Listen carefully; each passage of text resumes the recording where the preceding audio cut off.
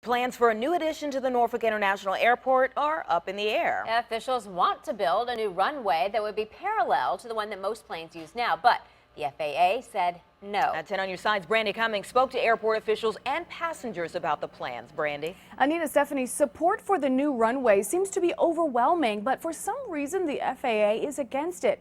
The airport authority is now doing all it can trying to get things off the ground.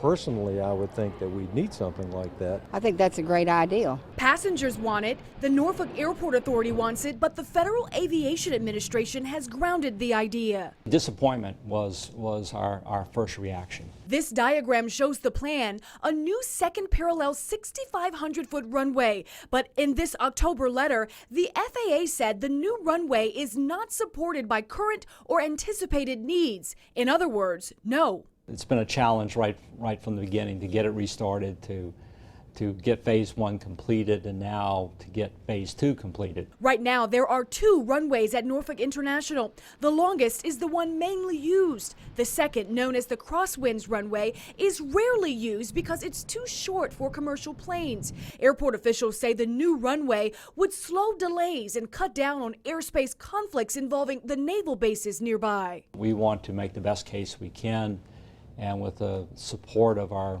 congressmen and senators, we hope to be able to persuade them to let us finish the EIS, and then we'll go from there. After the first no, our congressional delegation got involved, sending this letter asking the FAA to reconsider. 1 month later, the FAA responded, saying more planning is needed. I'd honestly like to know why, because I really think it's needed. The airport has already done phase 1 of what's called an environmental impact study. Now it just wants to complete phase 2.